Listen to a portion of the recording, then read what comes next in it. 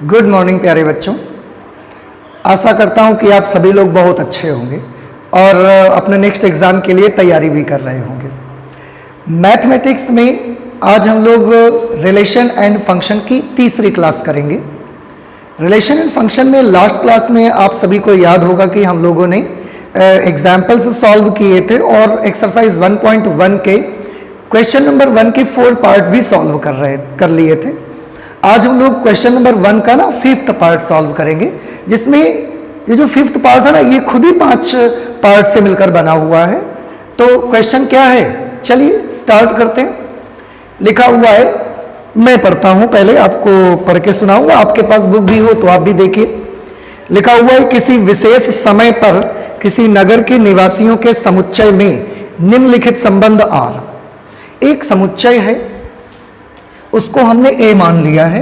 किसी विशेष समय पर किसी नगर के निवासियों का समुच्चय होगा, किसी समय की बात हो रही होगी और उस समय उस नगर में जितने भी लोग निवास करते थे उन सबका एक समुच्चय तैयार किया गया है, उसको हमने ए से लिखा है।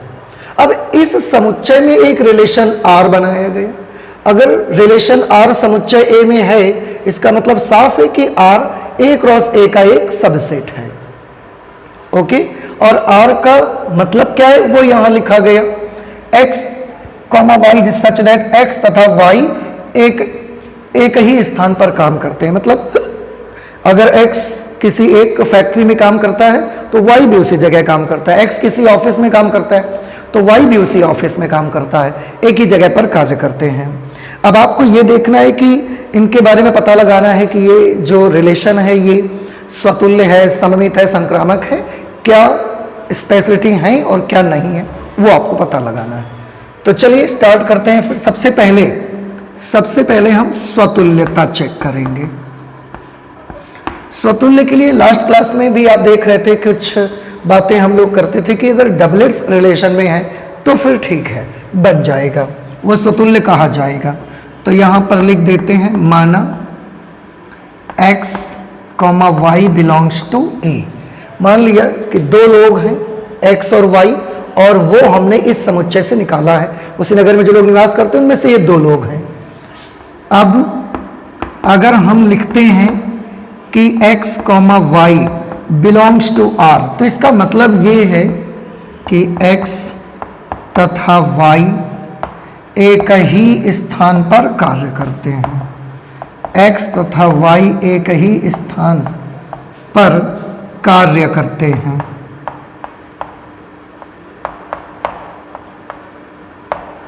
एक ही स्थान पर कार्य करते हैं, ये इसका मतलब है। स्वतुल्य के लिए हमने आपको बताया था कि आप x की जगह x लिखे रहो, y की जगह भी x लिख दो और देखो कि क्या जो सेंटेंस बन रहा है वो सत्य है या असत्य है। तो अब x कॉमा x, या हम इसको ऐसे नहीं करेंगे, हम सेंटेंस लिख के देखेंगे। इसलिए जैसे हमने यहां लिखा x तथा y एक ही स्थान पर कार्य करते हैं, तो क्या ये लिखना कि x तथा x, देखो x की जगह x लिखा रहने दिया, y की जगह भी x हमने कर दिया। x तथा x एक ही स्थान पर कार्य करते हैं, एक ही स्थान पर कार्य करते हैं। क्या ये कहना सही होगा? आंसर इज यस, बिल्कुल सही है, कोई गलती नहीं है। जैसे मेरे बारे में ही आप सोच लें कि मेरे बारे में बोला जाए कि ये जो हैं ये इस जगह पर पढ़ाते हैं, और वैसे ही एक फोटोकॉपी और लाई जाए, फिर आपसे पूछा जाए ये कहाँ पढ़ाते हैं, तो आप यही तो बोलोगे ना कि ये तो इसी जगह पढ़ाते हैं। इसका मतलब है x तथा x एक ही स्थान पर कार्य करते हैं, ये सत्य है, इसमें तो कोई गलती नहीं नजर आ रही है ना आपको। अच्छा, इसलिए हम लिख सकते हैं that x comma x belongs to r। x comma y r में है और x कॉमा x भी आर में है, यानी कि रिलेशन में डबलेट्स हैं। अगर रिलेशन में डबलेट्स हैं तो संबंध आर स्वतुल्य है, संबंध आर स्वतुल्य है। ठीक, इसके बाद नेक्स्ट सममितता के बारे में आते हैं, सममितता चेक करते हैं। चलो सममित ही लिख लो या सममितता लिख लो, एक ही चीज़ है। सममित के लिए उल्टा पुल्टा होना जरूरी है। तो यहाँ पर माना x, y बिलोंग्स टू ए। फिर से दो लोग हमने सेट ए में से निकाले। अब x, y belongs to r। यदि x, y r को बिलोंग करता है तो इसका मतलब ये है, ये इंगित करता है। आप यहाँ पर यदि भी लिख सकते हैं, यहाँ पर भी आप कर सकते हैं, इससे कोई दिक्कत नहीं है ज़्यादा। यदि x, y belongs to r है, इसका मतलब है कि x तथा y एक ही स्थान पर कार्य करते हैं। तो क्या हम ये लिख सकते हैं, इसलिए y तथा x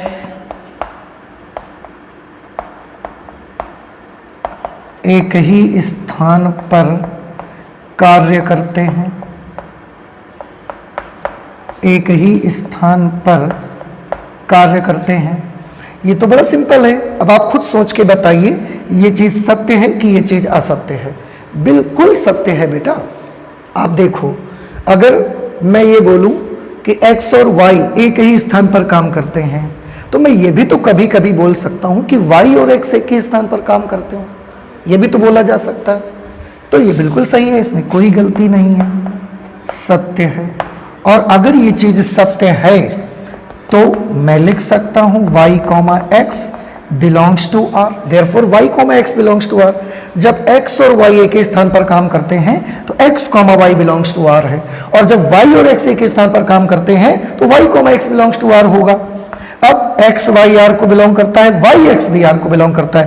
उल्टा पुल्टा दोनों r को बिलोंग करते हैं, इसलिए r सममित है। ठीक है ना? ओके। नेक्स्ट संक्रामक को देखिए।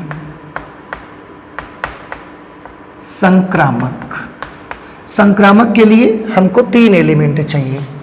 तो उसमें मैं लिखूंगा माना x, y, z belongs to ए।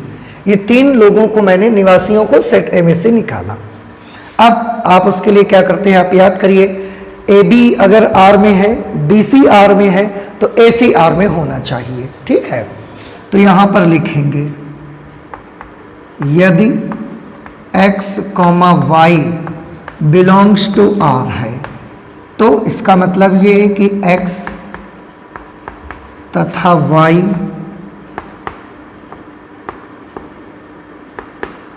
एक ही स्थान पर कार्य करते हैं। ठीक? और y, z belongs to r है, इसका मतलब है y तथा z एक ही स्थान पर कार्य करते हैं। ये 2 चीज़ें तो हम मानते हैं। अब हमको ये दिखाना है कि अगर ये 2 चीज़ें हैं तो x और z भी एक ही स्थान पर काम करेंगे। अब फिर से इत्मीनान से सोचिए थोड़ा सा आप कि अगर x और y 2 इंसान हैं, x और y एक ही जगह पर काम करते हैं, फिर y और z भी एक ही जगह पर काम करते हैं, तो क्या ये लिखना उचित रहेगा कि x और z भी तो एक ही जगह पर काम करेंगे? बेटा सिंपल है ना। आप अगर कोई 3 फ्रेंड हो और तीनों फ्रेंड एक ही सीट में बैठकर पढ़ते हो, तो हम ये कह सकते हैं कि ए बी एक ही सीट में बैठे हैं। फिर मैंने बोला कि बी और सी एक ही सीट में बैठे हैं, तो हम ये भी तो बोल सकते हैं ना कि ए और सी एक ही सीट में बैठे हुए हैं। ठीक है ना? वही चीज़ है कि अगर ए, एक्स और वाई एक ही स्थान पर काम करते हैं, वाई जेड एक ही स्थान पर काम करते हैं, तो ऑब्वियस सी चीज़ है ना कि एक्स और जेड भी एक ही स्थान पर काम करेंगे। इसलिए एक्स तथा जेड भी एक ही स्थान पर कार्य करते हैं। ठीक?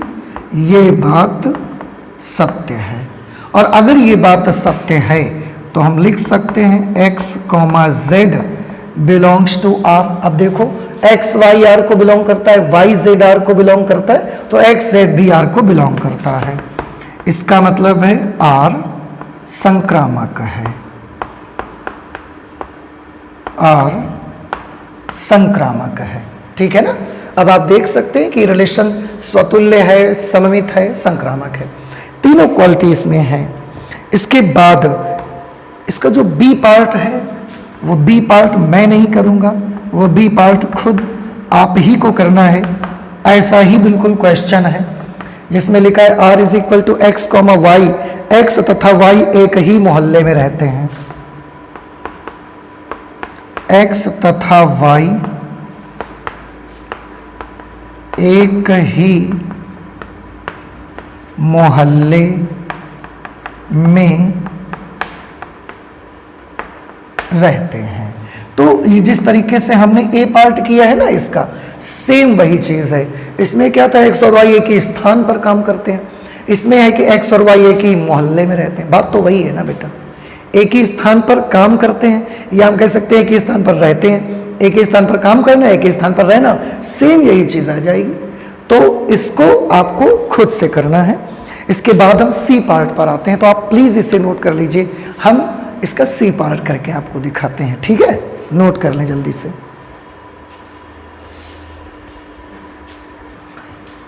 सी पार्ट पे आते हैं बेटा, जिसमें लिखा हुआ है कि r is equal to x comma y is such that x y से ठीक ठीक 7 सेंटीमीटर लंबा है। जो x है वो y से एग्जैक्टली 7 सेंटीमीटर ज्यादा हाइट है उसकी। इसको देखना है तो इसमें चेक कर लेते हैं, स्वतुल्य, सममित और संक्रामकता में कौन सा क्वालिटी इस रिलेशन में होगी। सबसे पहले स्वतुल्य में, इसके लिए माना x comma y belongs to r नहीं सॉरी, x और y बिलोंग्स टू a। ठीक, अब ये दो तो हमने वो निवासी ले लिए जो समुच्चय a में लिखे हुए हैं। अब यदि x comma y belongs to r है, अगर x कॉमा वाई r को बिलोंग करता है तो इसका मतलब है कि x जो है वो y से ठीक ठीक 7 सेंटीमीटर लंबा है। तो क्या मैं ये लिख सकता हूं x is equal to y plus 7, या अगर आपको ऐसे नहीं लगता वैसे ही लिख लो, वैसे ही लिख लो आप, x y से ठीक ठीक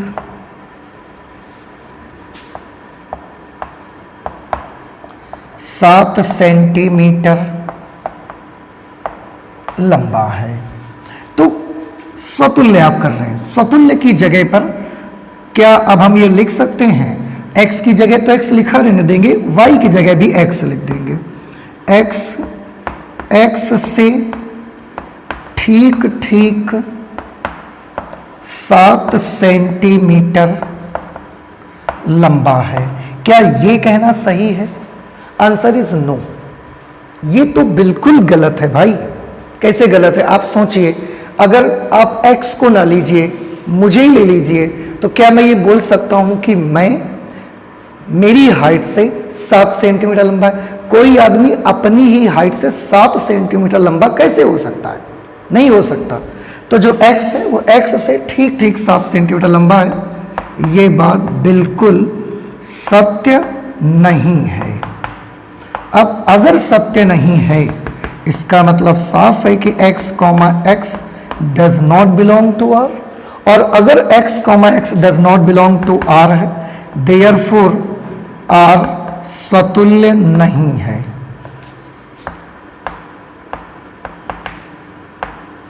r स्वतुल्य नहीं है। नेक्स्ट सममितता के बारे में देखते हैं। सममित को चेक करते हैं। सबसे पहले माना समुच्चय A के हमने 2 अवयव ले लिए हैं x और y। अब यदि x comma y belongs to r है, तो इसका मतलब ये है कि x y से 7 सेंटीमीटर लंबा है। इस सेंटेंस को ध्यान रखिएगा। लंबा कौन है? x। किससे लंबा है? y से। मतलब x लंबा है, y छोटा है।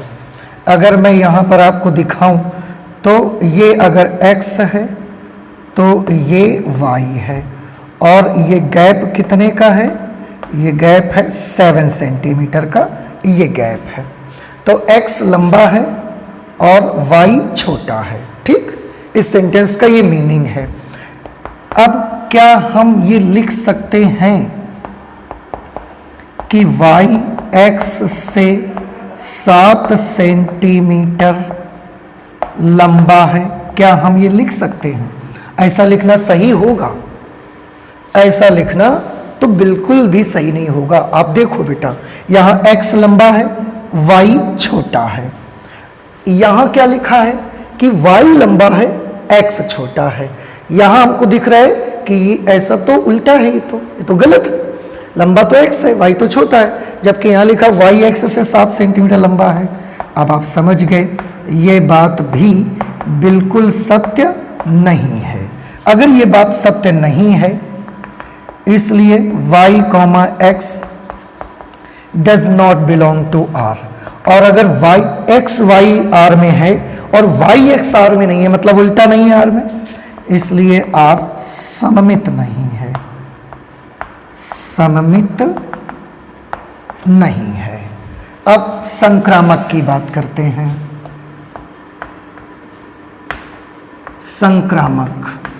संक्रामक के लिए 3 एलिमेंट चाहिए। तो माना x, y, z, all the 3 citizens are belonging from set A। किसी नगर के निवासियों को बिलोंग करते हैं ये। अब यदि x, y belongs to r, तो इसका मतलब है x y से 7 सेंटीमीटर लंबा है। ठीक, और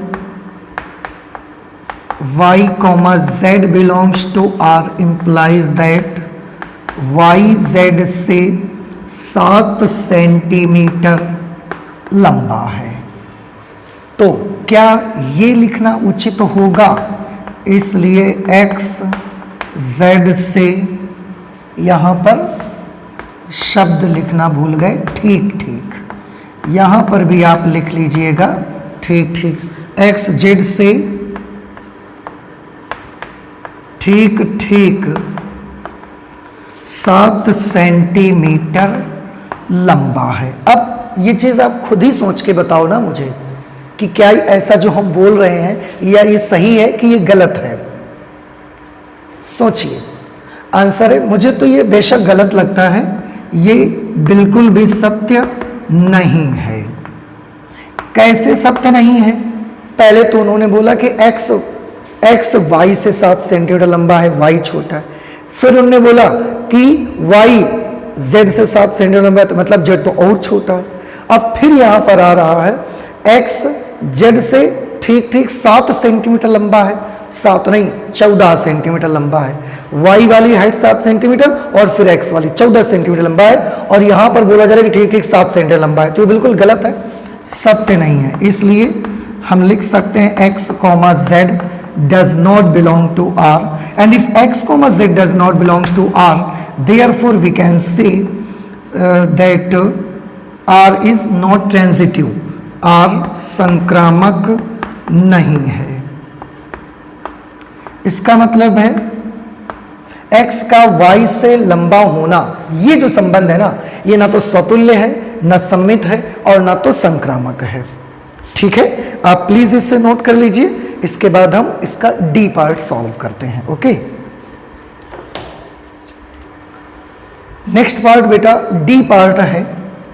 r इज इक्वल टू, देखो सेट वही है और रिलेशन a क्रॉस a का एक सबसेट है। r के बारे में अब थोड़ा सा बदल दिया उन्होंने, बोला x, y such that x y की पत्नी है। ठीक है ना? ओके, अब इसको भी हमने चेक करना है। पहले स्वतुल्य, फिर सममित और फिर संक्रामक। यहाँ पर ले लेंगे माना x, y belongs to set A।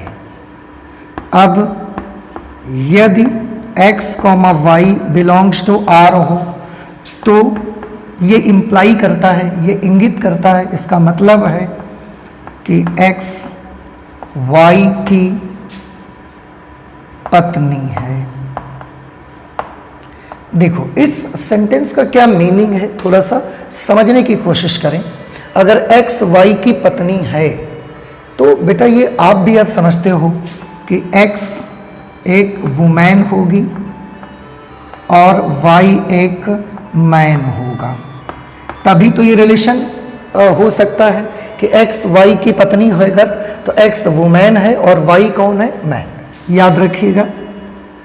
अब ये कहना x की जगह तो हम x लिखेंगे, हम y की जगह पर भी x लिख देंगे और लिखेंगे x की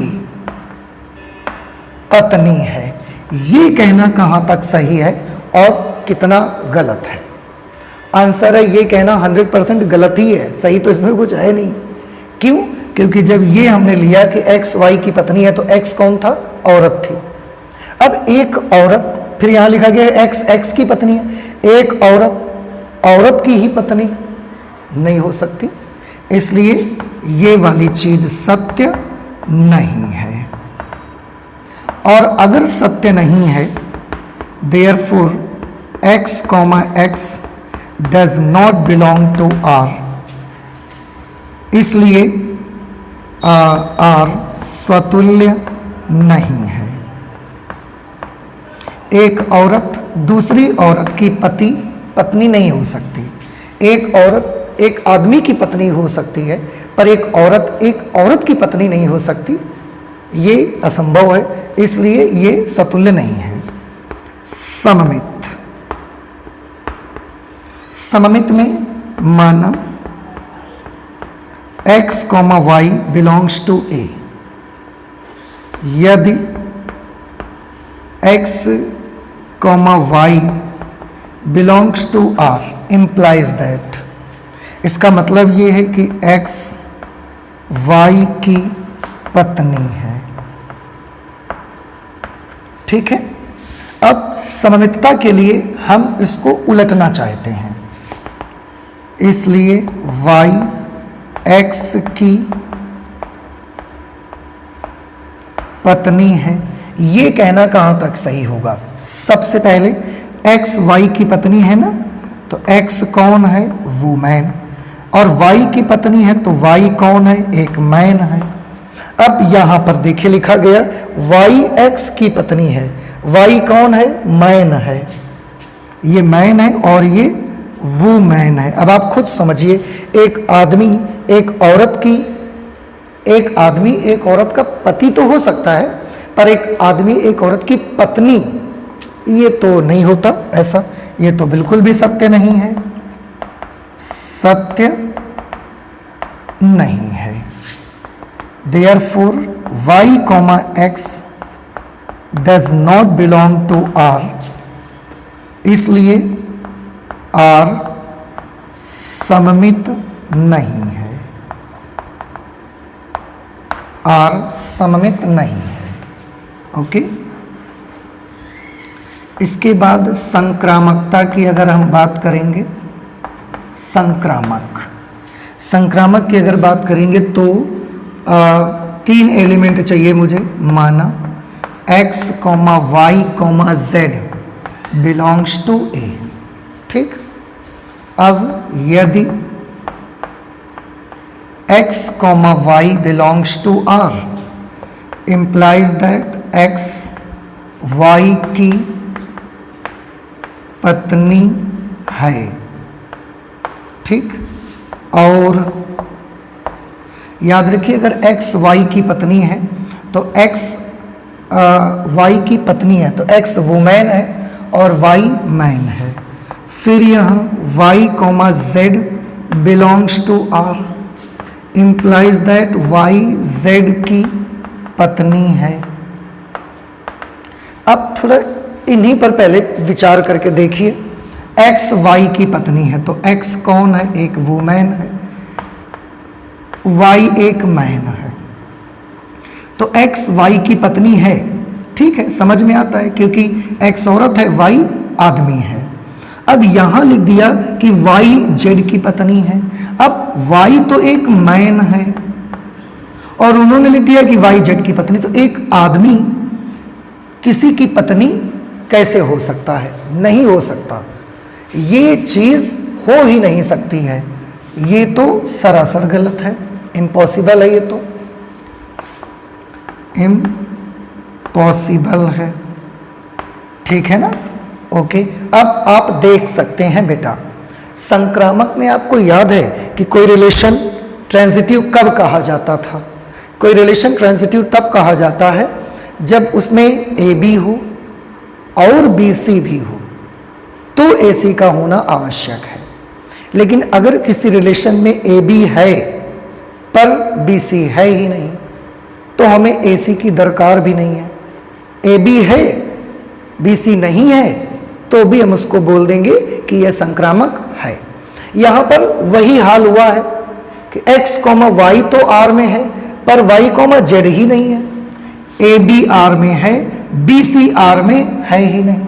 तो अगर ए बी है, बी सी है, फिर ए सी ना होता तो हम बोलते कि संक्रामक नहीं है। पर यहां तो ए बी है, बी सी ही नहीं है, तो आप संक्रामकता पर सवाल पैदा नहीं कर सकते, आपको इसको संक्रामक बोलना पड़ेगा। इसलिए आर संक्रामक है।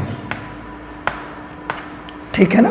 आर संक्रामक है क्योंकि ए बी है और बी सी है ही नहीं।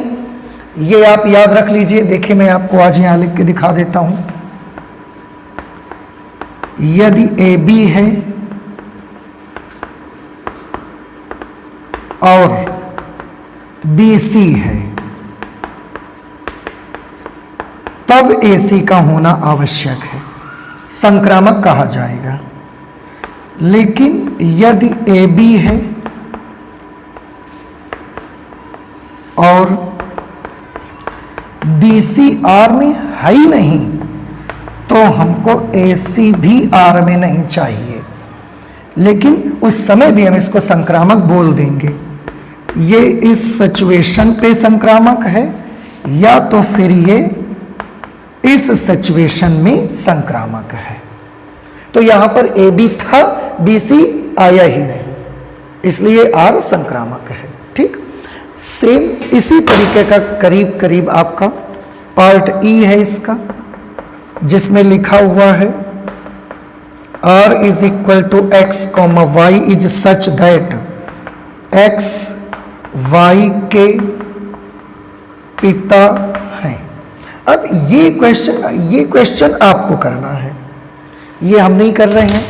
आप भी सोचिए, समझिए और इस क्वेश्चन का आंसर निकालिए और देखिए कि क्या आप वाकई में इस टाइप के क्वेश्चन अब कर पा रहे हैं। ठीक है ना? आप प्लीज इसे नोट कर लें। इसके बाद हम सेकंड नंबर क्वेश्चन पर आते हैं।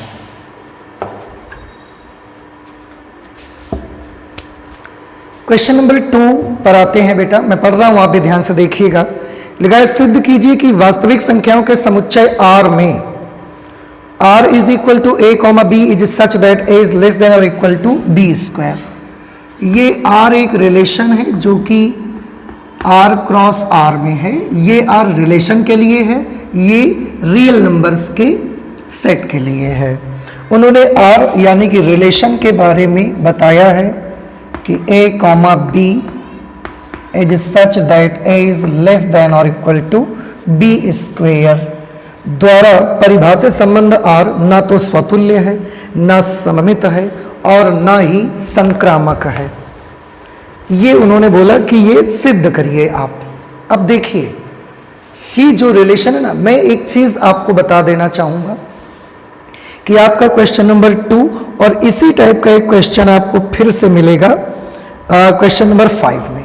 ये दो क्वेश्चन का पैटर्न खासकर आपको बहुत ध्यान रखना है, क्योंकि ये क्वेश्चन बड़े कंफ्यूजिंग क्वेश्चन है। कंफ्यूजिंग कैसे कि जब आप इसको देखेंगे और अगर आप इसको सिद्ध करने चलोगे ना, तो नॉर्मली अगर आपने ज़्यादा गौर नहीं किया, ज़्यादा केयरफुली इस क्वेश्चन को नहीं किया, तो ये आपसे गलत हो ही जाएगा।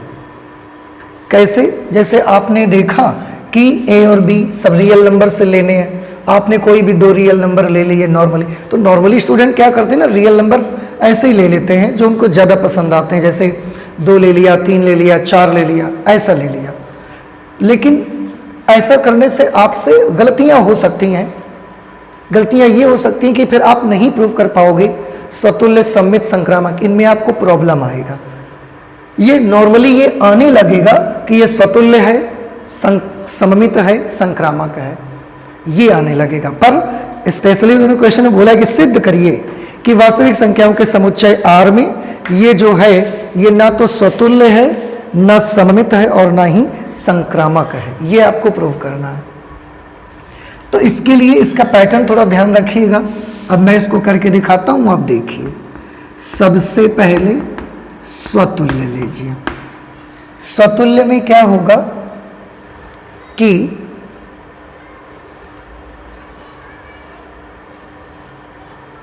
स्वतुल्य के लिए आप ऐसे ही नॉर्मल ले लीजिए।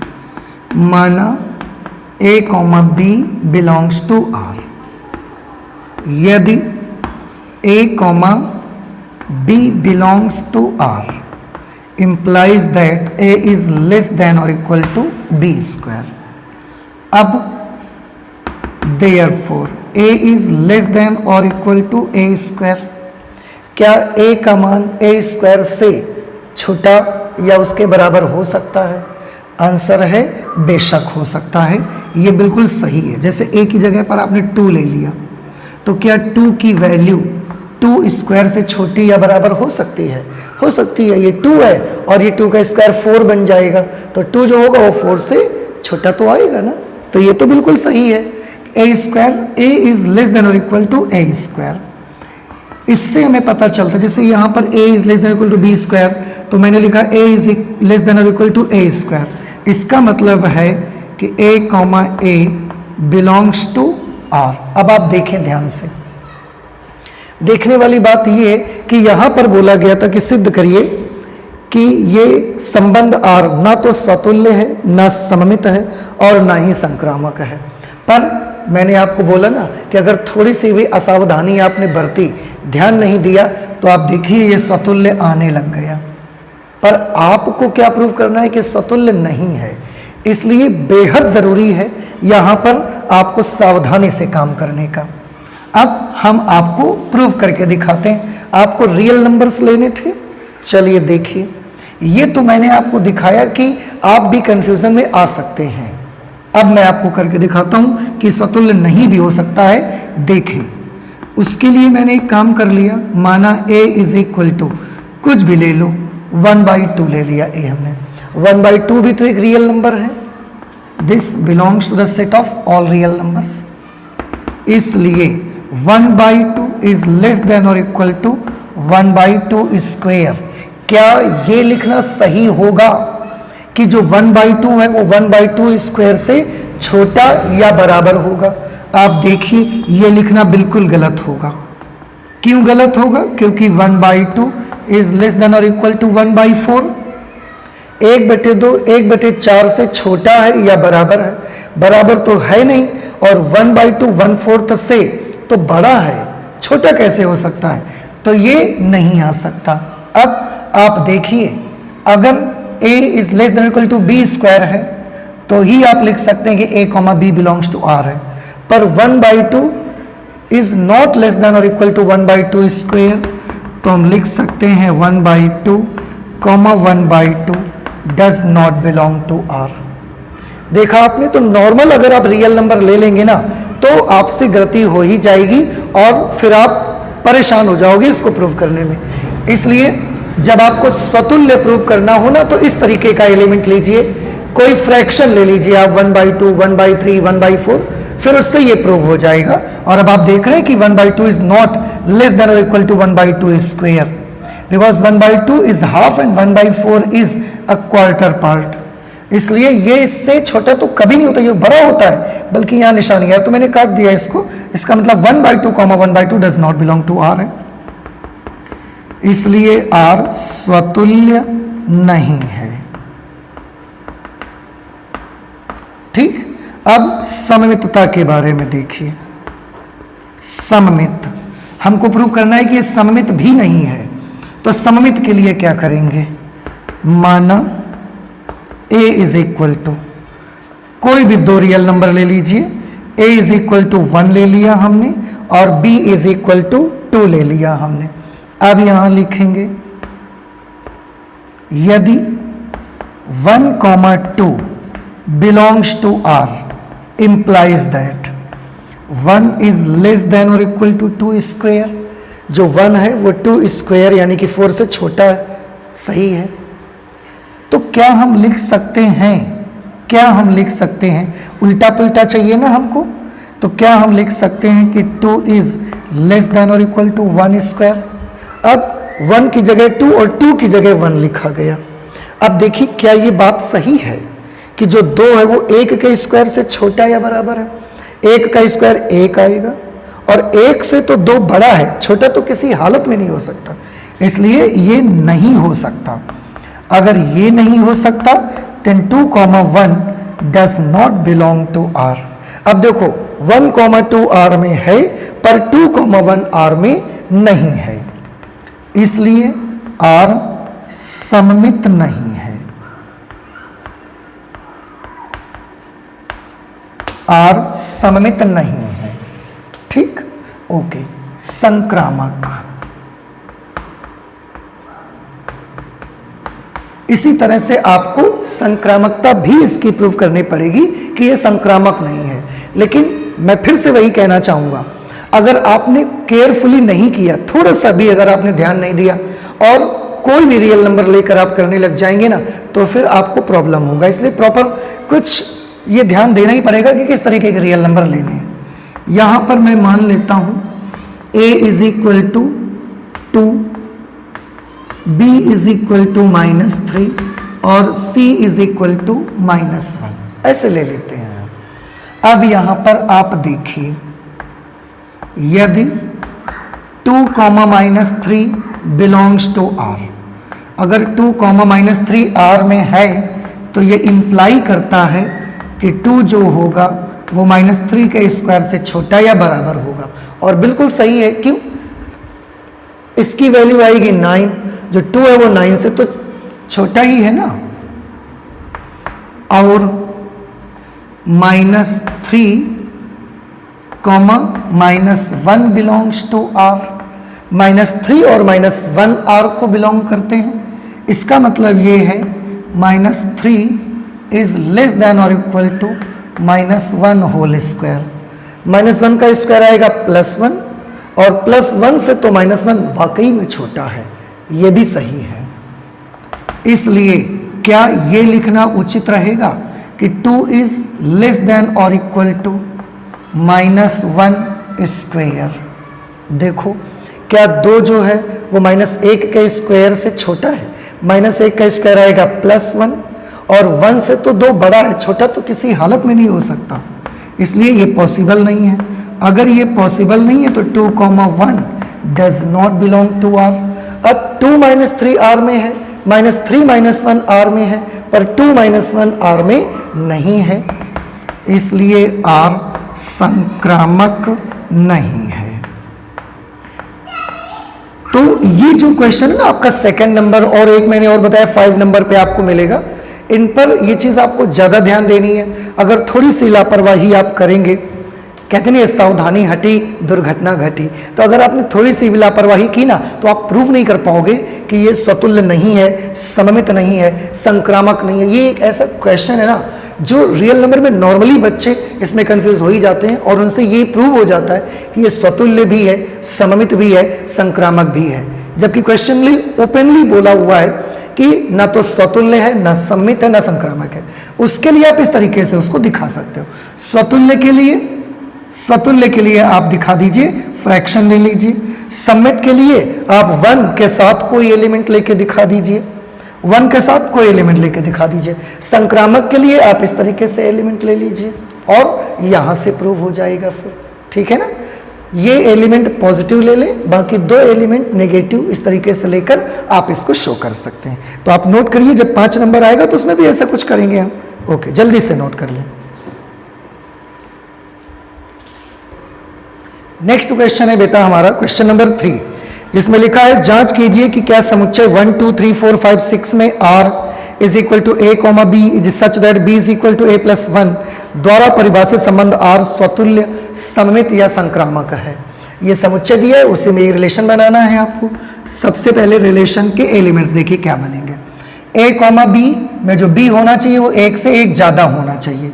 तो अगर आप ए की जगह 1 ले रहे हो तो बी की जगह 2 आना चाहिए। 2 के लिए 3 आएगा, 3 के लिए 4 आएगा, 4 के लिए 5 आएगा, 5 के लिए 6 आएगा। बस इतने एलिमेंट हो सकते हैं, क्योंकि अगर हमने अब 6 ले लिया तो 7 लेना पड़ेगा बगल में, और 7 हमारे सेट में है नहीं। ये यहाँ पर आ गया। अब इसको एक एक करके चेक करो, स्वतुल्य चेक करो पहले। अब आप थोड़ा ध्यान से देखिए, इसको मैं ऐसे ही लिख के छोड़ दूंगा। दिस इज योर रिस्पॉन्सिबिलिटी कि आपको ये क्वेश्चन सॉल्व करना है, मैं नहीं कर रहा। बड़ा इजी क्वेश्चन है। आपको स्वतुल्य सममित और संक्रामक चेक करना है ना। स्वतुल्य के लिए क्या देखते हो आप? ऐसे क्वेश्चन हम पहले भी आपको करके दिखा चुके हैं। क्वेश्चन नंबर 1 पे, 2 पे, 3 पे, ऐसे बहुत सारे क्वेश्चन करे हमने, तो आप इसको खुद से करिएगा। मैं आपको केवल जल्दी से बता देता हूं। देखो स्वतुल्य के बारे में देखिए। स्वतुल्य के लिए ए पर उपस्थित सारे एलिमेंट्स के डबलेट्स चाहिए। आप देखो यहां पर तो सारे के डबलेट्स, क्या एक का डबलेट नहीं है यहां, तो इसलिए ये स्वतुल्य नहीं है। लिखावट आपको करनी है। कैसे करोगे? ये जो हमने पीछे क्वेश्चन सॉल्व किए उनसे हेल्प आप ले सकते हो। सममित की अगर बात करें तो 1 2 है, पर 2 1 नहीं है। कोई भी एक एलिमेंट लिख के दिखा देना कि 1 2 belongs to r, but 2 1 does not belong to r, therefore the given relation is not symmetric. सममित भी नहीं है। संक्रामक की अगर बात करेंगे तो संक्रामक की बात करेंगे तो देखो 1 2 है और 2 से शुरू होने वाला एलिमेंट ये है, तो 1 2 है, 2 3 है, इसलिए 1 3 का होना जरूरी है। पर कहीं 1 3 है नहीं है, तो आप क्या लिख देंगे? 1 2 बिलोंग्स टू आर और 2 3 belongs to r, but 1 3 does not belong to r, therefore the given relation is not transitive. ये संक्रामक भी नहीं है। लिखने का तरीका आप पिछले वाले क्वेश्चन से देखिए, जो कि क्वेश्चन नंबर 1 के first, second, third, fourth part में लिखे गए हैं, वहां से आप उनका तरीका निकाल लीजिए। अगर फिर भी आपको लगता है कि आपसे नहीं हो रहा है, आपसे नहीं बन रहा है ये क्वेश्चन, तो बिल्कुल संकोच मत करिएगा, प्लीज मुझे बता दीजिएगा, ठीक है ना। Next let's move to the question number 4। Question number 4 में लिखा हुआ है, सिद्ध कीजिए कि आर में एक रिलेशन है। मतलब ये जो रिलेशन है ना, ये आर क्रॉस आर का एक उपसमुच्चय है। इसमें ये वाला आर रिलेशन को दर्शाता है, ये वाला r set of real numbers को दर्शाता है, और वो ऐसा रिलेशन है कि a comma b is such that a is less than और इक्वल टू b द्वारा परिभाषित संबंध आर स्वतुल्य तथा संक्रामक है किंतु सममित नहीं है। स्वतुल्य तथा संक्रामक है किंतु सममित नहीं है, ये आपको शो करना है। अब आप ध्यान से देखिएगा। सबसे पहले हम स्वतुल्य ले लेते हैं। देखो सममित नहीं है, स्वतुल्य और संक्रामक है। स्वतुल्य में देखिए, यहां पर लिख लेंगे माना a comma b belongs to r, set of all real numbers. अब यदि a comma b belongs to r, तो इसका मतलब है कि a इज लेस देन और इक्वल टू b है। Therefore a is less than और इक्वल टू a, क्या ये लिखना सही होगा? ये लिखना बिल्कुल सही है, कोई इसमें प्रॉब्लम नहीं है। a या तो a के बराबर है या तो a से छोटा है। छोटा नहीं है, बराबर तो है ना। ओके, ये बात सत्य है। इसलिए a comma a belongs to r, और डबलेट अगर r में है तो r कैसा माना जाएगा? स्वतुल्य है। ठीक है। इसके बाद सममित की बात करिए। सममित के लिए फिर से वही, माना a comma b belongs to the set of all real numbers. In this situation, if a comma b belongs to the given relation, this implies that a is less than or equal to b. तो क्या हम ये लिख सकते हैं b is less than और equal to a। इसका मतलब है a b से छोटा है या बराबर है।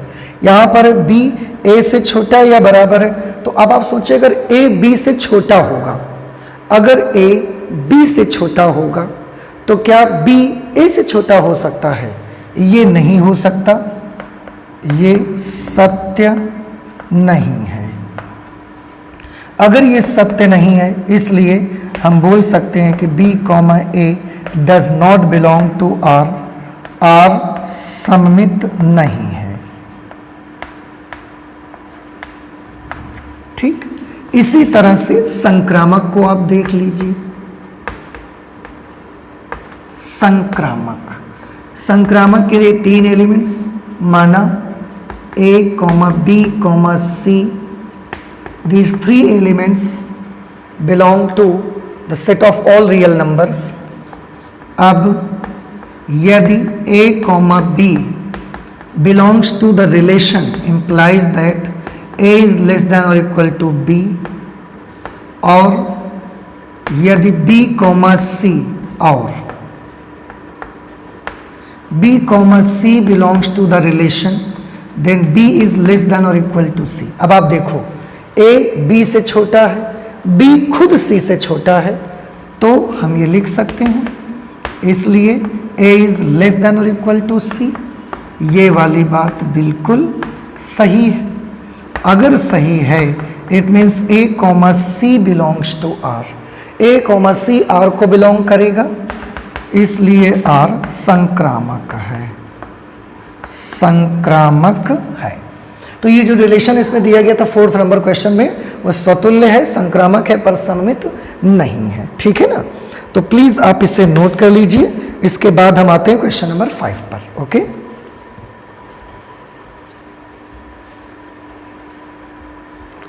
क्वेश्चन नंबर 5 में है बेटा, जांच कीजिए कि क्या कैपिटल R में, कैपिटल R फिर से रियल नंबर के सेट को बिलोंग करता है। ये 5 नंबर क्वेश्चन हमारा है।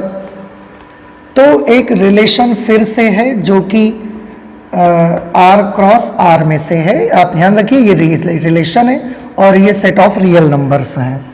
और जो रिलेशन है उसके बारे में दिया गया है 5 नंबर में, a, b is such that a is less than और इक्वल टू b क्यूब। इसमें भी आपको बहुत सोच समझ कर के करना है आपकी। अब इसमें भी देखो यही बोला गया है कि जांच कीजिए कि ये द्वारा परिभाषित संबंध स्वतुल्य, सममित अथवा संक्रामक है। देखिए, क्योंकि इससे पहले आपने क्वेश्चन नंबर 2 किया था, करीब करीब वो भी ऐसा ही था, उसमें बस यहाँ b स्क्वायर था। और आप देख चुके हैं कि इस टाइप का जो क्वेश्चन आता है वो ना तो स्वतुल्य होता है, ना सममित होता है, और ना ही तो संक्रामक होता है। तो जाहिर सी बात है कि यहाँ पर भी ऐसा कुछ हो सकता है। तो हम डाउट में न रहते हुए इसको चेक करेंगे और देखकर बताएंगे कि ये कैसा है। उसके लिए सबसे पहले स्वतुल्य आप याद करिए। क्वेश्चन नंबर 2 में स्वतुल्य के लिए मैंने क्या बोला था, आप फ्रैक्शन लेके देखिए, फ्रैक्शन लेके देखिए। तो माना a इज इक्वल टू 1/2 और b इज इक्वल टू 1/3। ठीक, अब यदि आप कुछ भी ले लो, b को 1 ले लीजिए, 1 के क्यूब से छोटा रहेगा। ठीक है, यदि 1, 2, 1, 1, 1 belongs to R implies that 1/2 is less than or equal to 1 cube. 1 का क्यूब 1 आएगा और 1 से 1/2 वाकई में छोटा है, तो ये सही है। इसलिए हमको तो स्वतुल्य दिखाना है, और स्वतुल्य के लिए 1/2 की जगह 1/2 लिखेंगे, 1 की जगह पे 1/2 लिख लेंगे। 1/2 इज लेस देन और इक्वल टू 1/2 का क्यूब। अब इसको देख के बताओ क्या ये सही है? ये 1/2 है, ये 1/8 है। 1/2 1/8 से बड़ा होता है, जबकि इस लाइन में लिखा है कि 1/2 इज लेस देन और इक्वल टू 1/8, तो ये नहीं हो सकता। और ये इंप्लाई करता है कि 1/2 comma 1/2 does not belong to r. 1/2 comma 1/2 does not belong to r means जो डबलेट्स है वो आर में नहीं है। अगर डबलेट्स आर में नहीं है तो आर स्वतुल्य नहीं हो सकता, फिर तो आर स्वतुल्य नहीं है। सममित की बात करते हैं। सममित के लिए मैंने आपको बताया था कि दो एलिमेंट लेने होते हैं, कोई भी दो एलिमेंट ले लें, माना a इज इक्वल टू 1 और b इज इक्वल टू 2, इसको भी वही एलिमेंट लेके कर देते हैं। अब यदि 1,2 belongs to R implies that 1 is less than or equal to 2 cube। ये बात सही है कि जो 1 है वो 2 के क्यूब से यानी कि 8 से छोटा है या बराबर है। अब इसलिए क्या हम ये लिख सकते हैं, उल्टा पुल्टा चाहिए ना सममित में, क्या हम ये लिख सकते हैं 2 is less than or equal to 1 cube। 2 1 के क्यूब से छोटा या बराबर है, 1 का क्यूब आएगा 1, 1 से 2 छोटा तो नहीं है, बराबर भी नहीं है, तो ये नहीं हो सकता। और अगर 2 is not less than or equal to 1 cube then 2,1 does not belong to R। अब देखो 1,2 तो R में है पर 2,1 R में नहीं है। अगर 1 2 R में है 2,1 R में नहीं है, इसलिए R सममित नहीं है, इसलिए R सममित नहीं है। ठीक है, ओके। अगर R सममित नहीं है तो आप संक्रामक में आ जाते हैं। संक्रामक के लिए देख लेते हैं। इसके लिए हमको कोई 3 एलिमेंट चाहिए, ठीक है ना। आप कोई भी ले लीजिए, माना a is equal to 10, b is equal to 5, c is equal to 2। लेकिन याद रहे आप कोई भी एलिमेंट लोगे तो ये चीज़ प्रूव हो जाएगी, ऐसा नहीं है। आपको बहुत सोच समझ करके लेना है, समझ रहे हैं आप, आपको बहुत सोच समझ करके एलिमेंट्स लेना है। देखो यहाँ पर एलिमेंट्स लेने का तरीका आप सोच सकते हो। जैसे हमने a लिया 10, b उससे छोटा होना चाहिए। ये टेक्निक आप थोड़ा सा याद कर लो तो ये संक्रामकता में आपके बहुत काम आएगी। क्या टेक्निक मैंने बताई, एक नंबर a लिया आपने, b की वैल्यू a से छोटी ले लीजिए। अब c को ऐसा चूज करिए क्योंकि क्यूब लगा है कि c का जो नंबर लिया जाए उसका क्यूब b और a के बीच में पड़ जाए, ऐसा नंबर लीजिए। ये टेक्निक अगर आप याद रखते हैं तो संक्रामकता में ये आपकी बड़ी हेल्प करेगी। देखिए फिर से मैं बता दूं, एक नंबर a लेना है, जो b लेना है वो उससे छोटा लेना है, पर याद रहे कि b का क्यूब a से बड़ा ही आना चाहिए। ठीक, a अगर 10 लिया है तो b हमने 5 ले लिया, छोटा लिया है, और इसका क्यूब इससे बड़ा आएगा। देखो c को जब आप चूज करने चाहिए तो ध्यान रखिए कि c का जो क्यूब आना चाहिए वो 5 और 10 के बीच में आना चाहिए। इसलिए c को हमने 2 लिया है। क्यों? क्योंकि 2 का क्यूब 5 और 10 के बीच में आता है। 2 का क्यूब 8 होता है, वो 5 और 10 के बीच में आता है। अगर आप ऐसे नंबर लेते हैं तो संक्रामकता में कोई दिक्कत नहीं आएगी। कर लेते हैं। अब यदि 10,5 बिलोंग्स टू R है, इसका मतलब है 10 इज लेस देन और इक्वल टू 5 क्यूब। सही है, 10 5 का क्यूब यानी कि 125 से छोटा है, और 5,2 belongs to R means 5 is less than और इक्वल टू 2 क्यूब। जो 5 है वो 2 क्यूब से छोटा है, 2 का क्यूब 8 होता है, छोटा है। सही है, इसलिए संक्रामकता के लिए तो जो 10,2 भी R में होना चाहिए। तो क्या हम ये लिख सकते हैं 10 इज लेस देन और इक्वल टू 2 क्यूब। देखो जो 10 है 2 का क्यूब 8 आएगा, 10 तो 2 के क्यूब से बड़ा है, छोटा तो नहीं है, तो ये नहीं हो सकता। अगर ये नहीं हो सकता इसका मतलब 10,2 does not belong to R। अब देखो 10 5 R में है, 5 2 R में है, तो 10 2 R में होना चाहिए पर नहीं है, इसलिए R संक्रामक नहीं है। ठीक है, अब जो दिया गया रिलेशन है क्वेश्चन नंबर 5 पे, ना तो वो स्वतुल्य है, ना सममित है, और ना ही तो वो संक्रामक है। ठीक है, एक काम करेंगे, 6 नंबर भी यहीं कर लेंगे हम, क्योंकि 6 नंबर बड़ा छोटा क्वेश्चन है और उसे तो आप भी कर सकते हैं। लेकिन सिद्ध करिए कि समुच्चय, एक समुच्चय हमको दिया गया है 1 2 3, और उसमें एक रिलेशन दिया गया है 1, 2, 2, 1 द्वारा प्रदत्त संबंध आर सममित है किंतु ना तो स्वतुल्य है और ना संक्रामक है। ये आपको सिद्ध करना है। चलिए, बड़ा इजी है बेटा ये तो।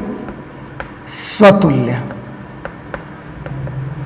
देखो स्वतुल्य के लिए डबलेट्स होने चाहिए, 1 2 3, तीनों के डबलेट्स यहां चाहिए, पर यहां किसी का डबलेट नहीं है, तो हम लिख सकते हैं because A, does not belong to r for all A belongs to A। समुच्चय A में जितने भी एलिमेंट्स हैं उनके लिए डबलेट्स रिलेशन में नहीं है, इसलिए R स्वतुल्य नहीं है। ठीक, सममित की बात करें, सममित के लिए उल्टा पुल्टा चाहिए, 1 2 है तो 2 1 है, 2 1 है तो 1 2 है, तो सममित है। फिर ये यहां पर लिख देंगे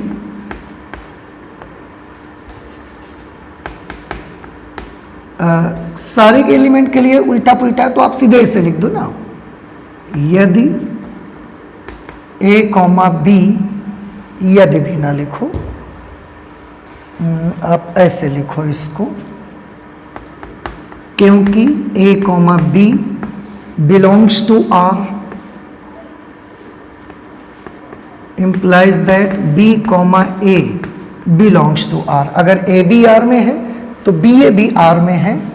for all A, B belongs to A, जितने भी एलिमेंट्स समुच्चय A में हैं उन सभी एलिमेंट्स के लिए A B भी R में है और B A भी R में है, उल्टा पुल्टा R में है, इसलिए R सममित है। ओके, संक्रामक, संक्रामक की बात करिए। संक्रामक के लिए आपको 3 एलिमेंट लेने पड़ेंगे, और आप देखो संक्रामक है कि नहीं, 1 2 है, 2 1 है, इसका लास्ट और इसका फर्स्ट सेम है, तो फिर 1 1 होना चाहिए, पर 1 1 नहीं है। बस ये एक गलती ही हमने पकड़ लिया, और इसी के बेसिस पर हम कह सकते हैं कि ये संक्रामक नहीं है। यहां लिखेंगे क्योंकि 1 2 बिलोंग्स टू R और 2 1 belongs to R, but 1 1 does not belong to R। 1 2 है, 2 1 है, तो 1 1 होना चाहिए था, पर नहीं है, इसलिए R संक्रामक नहीं है, संक्रामक नहीं है। ठीक, तो ये जो रिलेशन है ये स्वतुल्य सममित तो है, पर ना तो स्वतुल्य है और ना संक्रामक है। R सममित है किंतु ना तो स्वतुल्य है और ना संक्रामक है। प्रूफ हो गया। आई होप कि समझ में भी आया होगा। आप प्लीज नोट कर लें इसे, फिर नेक्स्ट क्वेश्चन करते हैं 7 नंबर। ओके, नेक्स्ट क्वेश्चन है बेटा क्वेश्चन नंबर 7। लिखा हुआ है कि सिद्ध कीजिए कि किसी कॉलेज के पुस्तकालय के समस्त पुस्तकों के समुच्चय A में, किसी कॉलेज में जो पुस्तकालय है उसके सभी पुस्तकों का एक सेट बनाया गया है और उसको A से लिखा गया है, और उस सेट में एक रिलेशन डिफाइन किया गया है R। तो जाहिर सी बात है R A क्रॉस A का एक सबसेट होगा। R के बारे में बताया ही गया है कि ये इसमें अगर जो ये क्रमित युग्म आएंगे X और Y, उसमें X और Y में पेजों की संख्या समान होगी। X में जितने पेज होंगे उतने ही पेज Y में होंगे। ठीक है, तो हम ऐसे लिख सकते हैं number of pages in X is equal to number of pages in Y। हम इसका मतलब मैंने आपको बता दिया, n ऑफ x का मतलब number of pages in book x, n of y का मतलब number of pages in book y। ये भी तो हम लिख सकते हैं। तो इतना लंबा सेंटेंस लिखने की बजाय हम ये लिख दिया करेंगे। अब आपको ये सिद्ध करना है कि ये द्वारा प्रदत्त संबंध R एक तुल्यता संबंध है। तुल्यता संबंध है मतलब स्वतुल्य भी होना चाहिए, सममित भी होना चाहिए और संक्रामक भी इसको होना चाहिए। तो चलिए एक एक करके प्रूव करेंगे। सबसे पहले स्वतुल्य प्रूव करेंगे। स्वतुल्य के लिए माना x comma y belongs to A. अब यदि x comma y belongs to R है, implies that number of pages in book X is equal to number of pages in book Y। इसलिए क्या हम ये लिख सकते हैं कि number of pages in X is equal to number of pages in Y। X की जगह X लिखा रहने दें, Y की जगह भी X लिखें और देखें कि क्या इसमें कुछ गलती लग रही है। X में बुक X में पेजों की संख्या, बुक X में पेजों की संख्या बराबर है, तो क्यों नहीं बराबर होगी भाई? दोनों बार आप एक ही बुक के तो पेज गिन रहे हो, यहां पर भी X वाली बुक के पेज गिने, यहां पर भी X वाली बुक के पेज गिने, तो वो तो सेम आएंगे। तो ये चीज बिल्कुल सत्य है। अगर सत्य है, जब nx is equal to ny था तो x comma y belongs to r है, जब nx is equal to nx है तो x comma x belongs to r होगा, इसलिए r स्वतुल्य है। ठीक है, ओके। सममित के बारे में बात करते हैं। सममित माना x comma y belongs to set A। अब यदि x comma y belongs to R, implies that मतलब इसका मतलब है कि number of pages in book X is equal to number of pages in book Y। Therefore, can we write number of pages in book Y is equal to number of pages in book X? This is obviously right, कोई problem नहीं है। nx is equal to ny, तो ny is equal to nx, same, ये बिल्कुल से सही है। फिर तो अगर ये सही है, इट मीन्स जब nx is equal to ny है तो x y belongs to r लिखते हो। आज ny is equal to nx है तो y comma x belongs to r होना चाहिए। ठीक, अब देखो x y भी r में है, y x भी r में है, इसलिए r सममित है। ठीक है, अब संक्रामकता की बात करिए। संक्रामक माना इस बार 3 बुक्स आपको लेनी पड़ेंगी, ये सेट ए में है। ठीक है, और ठीक है, यदि x comma y belongs to relation implies that number of pages in book X is equal to number of pages in book Y, और y comma z belongs to R implies that number of pages in book Y is equal to number of pages in book Z। इसलिए क्या ये कहना suitable रहेगा, सही रहेगा, that number of pages in book X is equal to number of pages in book Z, sorry. अब देखो nx ny के बराबर, ny खुद nz के बराबर है, तो nx nz के बराबर नहीं हो जाएगा। ये बिल्कुल सत्य है। अगर ये सत्य है तो हम लिख सकते हैं दैट x कॉमा z, जब nx is equal to ny है तो x comma y belongs to r होता है, और जब nx is equal to nz है तो x comma z belongs to r होगा। ओके, अब x y r में है, y z भी r में है, तो x z भी r में है, इसलिए R संक्रामक है।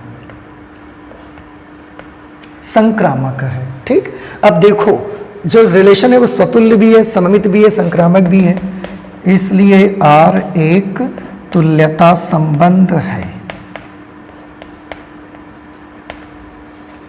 R एक तुल्यता संबंध है। ठीक है, ये हो गया क्वेश्चन नंबर 7। इसके बाद नेक्स्ट आ रहा है क्वेश्चन नंबर 8। आप प्लीज इसे नोट कर लें, फिर 8 नंबर करते हैं। क्वेश्चन नंबर 8 पर आते हैं बेटा। लिखा हुआ है सिद्ध करिए ए एक समुच्चय दिया गया है 1 2 3 4 5 में रिलेशन है a comma b is such that modulus of a minus b सम संख्या है, द्वारा प्रदत्त संबंध R एक तुल्यता संबंध है। क्वेश्चन आगे भी है पर मैं पहले इतना करके दिखाऊंगा कि R एक तुल्यता संबंध है। सबसे पहले इस समुच्चय में अगर आपको R निकालना है और R में से वैसे तो आप जानते हैं जो R होगा A क्रॉस A का एक सबसेट होगा, तो पहले A क्रॉस A किया जाएगा, फिर उसमें से R निकाला जाएगा, और R में ऐसे एलिमेंट्स आएंगे जिनमें A में अगर B माइनस करके उसका मापांक निकालें तो एक सम संख्या मिल जाए हमें। अब देखो सबसे पहले 1 1 ले सकते हैं, क्योंकि 1 में 1 माइनस करेंगे 0 आएगा, 0 एक इवन नंबर है।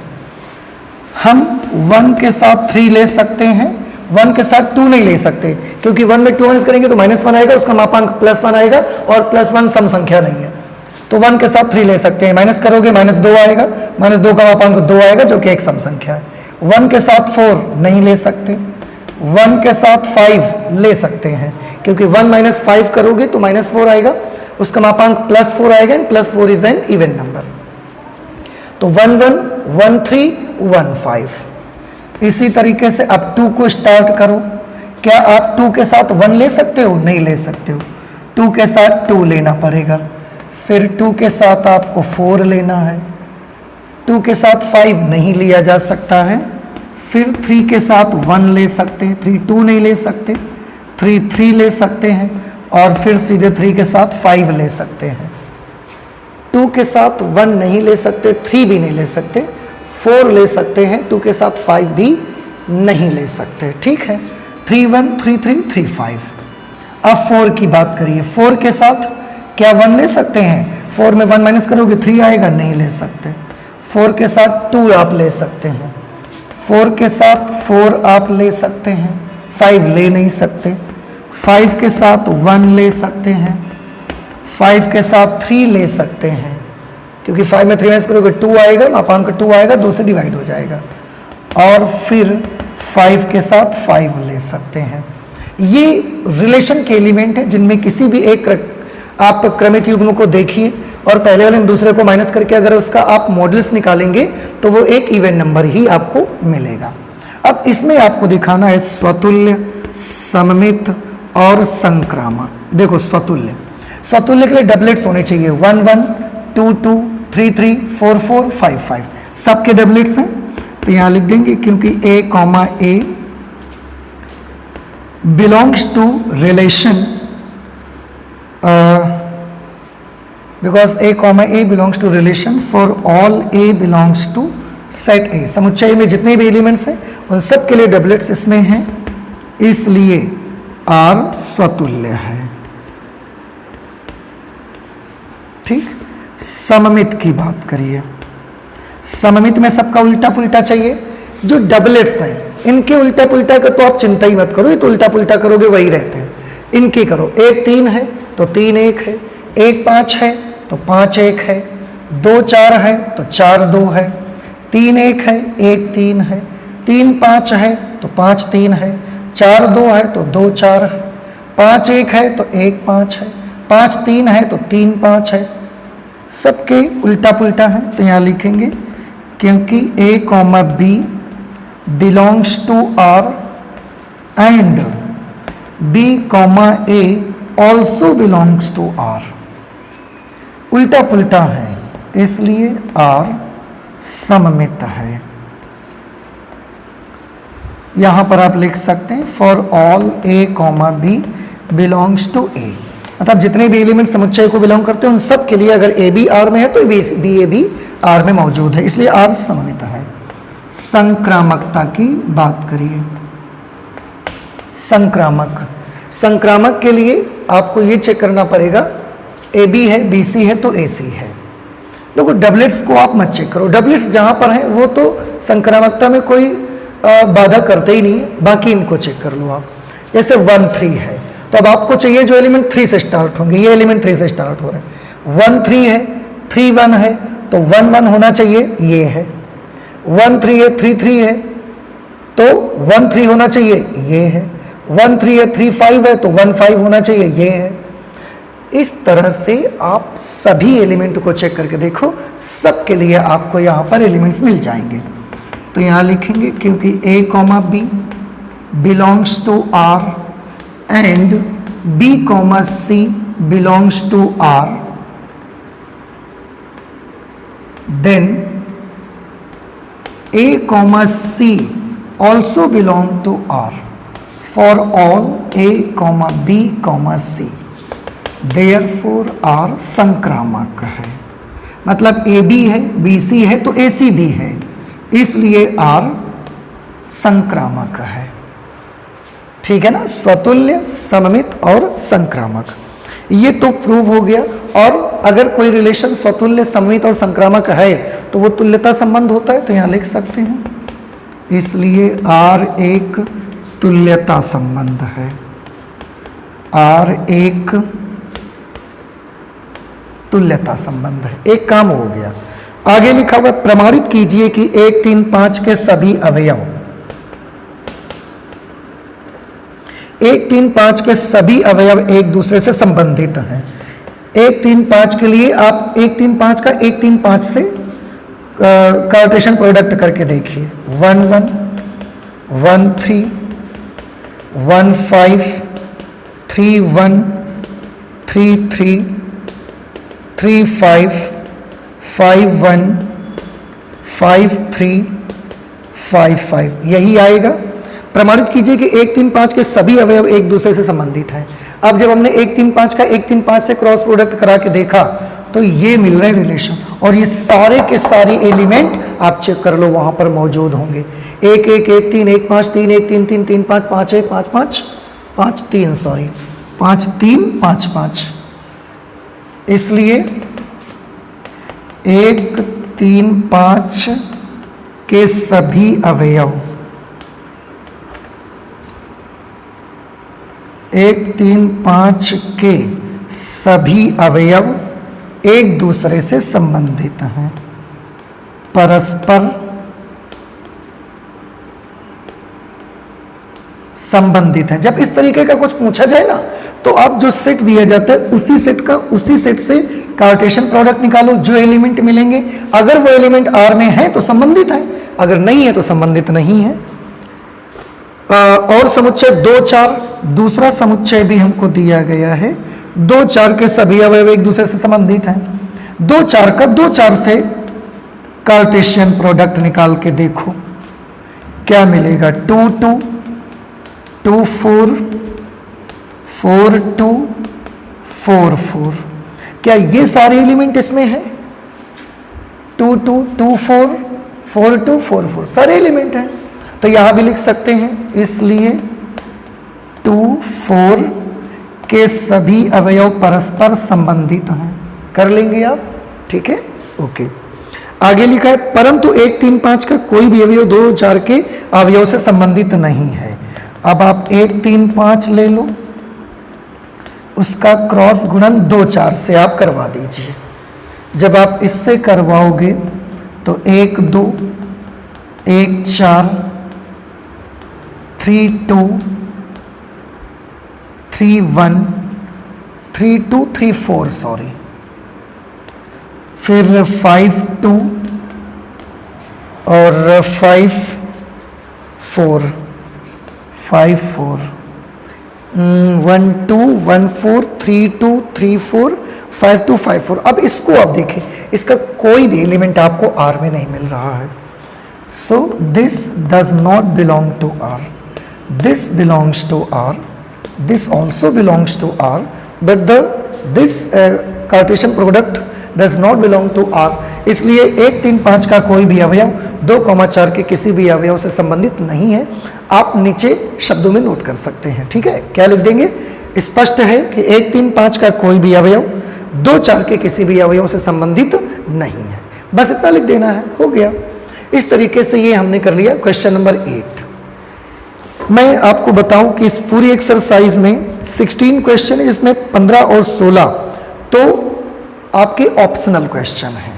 तो मेनली अगर आप देखेंगे तो क्वेश्चन आपके पास 6 क्वेश्चन लगाने के लिए बचे हैं, और फिर अगली एक्सरसाइज में हम लोग चल पड़ेंगे।